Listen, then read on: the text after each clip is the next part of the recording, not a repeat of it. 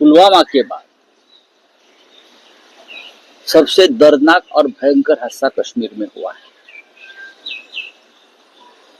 पुलवामा में हमारे 40 जवान मारे गए थे। वो सिक्योरिटी लैब्स था और उस हमले में भी बहुत रहस्य थे कि उसके पीछे कौन था, क्या था, वो आखिर तक उसका पता नहीं चला और उसका राजनीतिक फायदा लेने की कोशिश की उस वक्त मोदी सरकार ने। कल हमारे टूरिस्ट, पूरे देश भर के टूरिस्ट मारे गए। पहलगांव में टूरिस्ट मारे गए। महाराष्ट्र से 6 लोग हैं। बात ऐसी है, 370 कलम हटाया, बाद में जम्मू कश्मीर को केंद्र शासित बना दिया, इसलिए कि केंद्र का पूरा नियंत्रण रहे। तो जो कल हुआ है उसकी पूरी जिम्मेदारी केंद्र के ऊपर जाती है, नॉट स्टेट गवर्नमेंट। क्यों हुआ यह हादसा? सरकार की जिम्मेदारी है, गृह मंत्री की जिम्मेदारी है। गृह मंत्री ने कश्मीर में ये जो सीजन है, ये टूरिस्ट सीजन है। जो सामने आई है बात कि 2-3 हजार वहां टूरिस्ट थे और एक भी सिक्योरिटी पर्सनल वहां नहीं था, एक भी पुलिस नहीं था।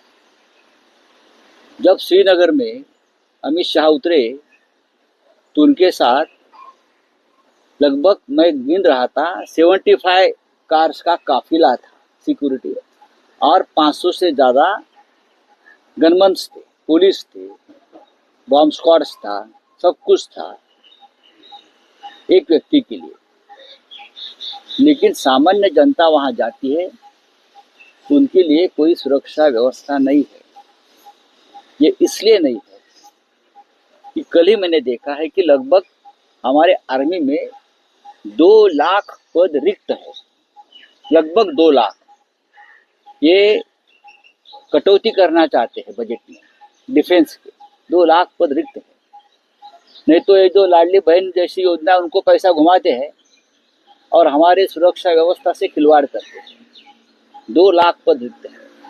ये मोदी जी और अमित शाह जी ने कहा था नोटबंदी के बाद टेररिज्म जम्मू कश्मीर का पूरा खत्म हो जाएगा।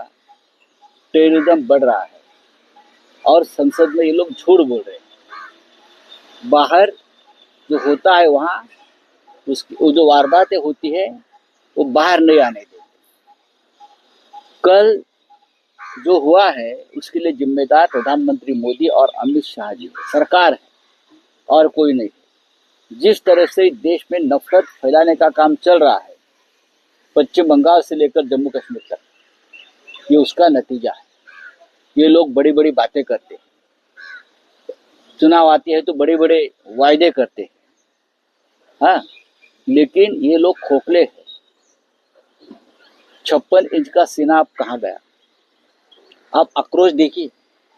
नई शादी हुई है, जिस लड़की की मेहंदी नहीं निकली है, तो उसके सामने 3 दिन पहले शादी हुई, तो उसके सामने उसके पति की हत्या की है। कौन जिम्मेदार है?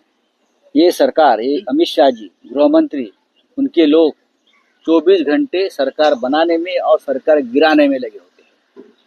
अपोजिशन को किसको जेल में डालना है, किसको खत्म करना है, हाँ, किसको विधायक सांसद को खरीदना है।